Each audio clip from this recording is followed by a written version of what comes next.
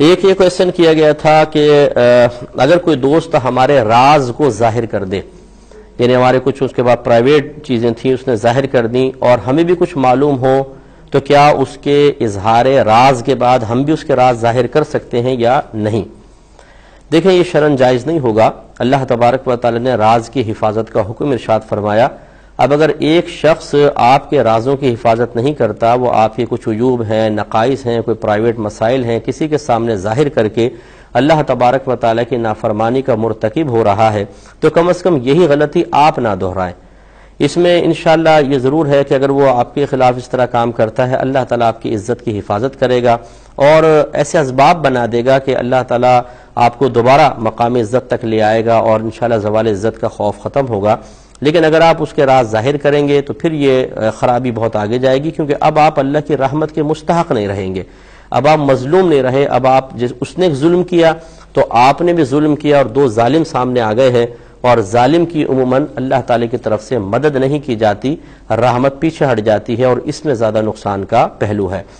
ہاں یہ ہو سکتا ہے کہ آپ کے پاس بھی کسی کے راز ہیں، دوسرے کے پاس، اب وہ آپ کو دھمکی دیتا ہے کہ اگر تم نے میری بات نہیں مانی میں تمہارے سارے راز ظاہر کر دوں گا،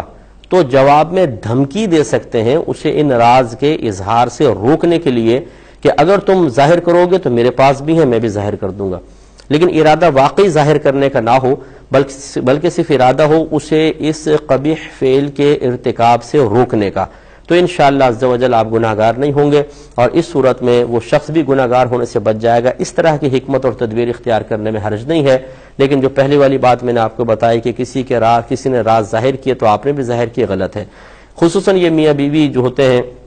عموماً ایسا ہوتا ہے کہ پیار محبت سے رہتے ہیں، ایک دوسرے کو پہلے سب باتیں شیئر کر لیتے ہیں، حالانکہ نبی کریم صلی اللہ علیہ وسلم کا فرمان ذیشان کاش ہم سب اپنے ذہن میں رکھیں کہ کسی کو بہت زیادہ دوست نہ بناؤ، ہو سکتا ہے کل وہ تمہارا دشمن ہو جائے،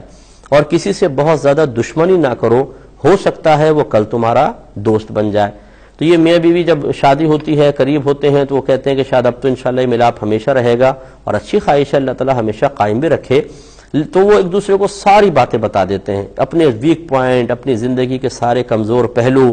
اس کے بعد جب لڑائی جھگڑا ہوتا ہے تو پھر عموماً ایسا ہوتا ہے کہ بیوی اپنے میکے میں جا کے کوئی شوہر کی باتیں بتا دیتی ہے، یا اس کے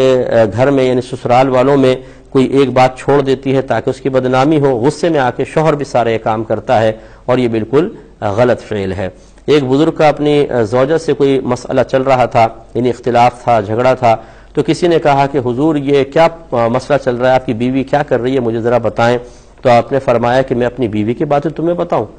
وہ خاموش ہو گیا۔ کچھ عرصے بعد آپ دونوں کی سپریشن ہو گئی تو وہ پھر آیا، کہنے لگا اب بتا دیں معاملہ کیا تھا۔ اب تو وہ آپ کی بیوی نہ رہی، تو آپ نے شاید فرمایا کیا میں ایک اجنبی عورت کی باتیں تجھے بتاؤں؟ تو یہ دیکھیں کتنا پیارا ایک رویہ ہے۔ اس طریقے سے ہمیں ایک دوسرے کے رازوں کی حفاظت کر کے بروز قیامت اپنے آپ کو اللہ تبارک و تعالیٰ کی رحمت کا مستحق بنانے کی کوشش کرنی چاہیے۔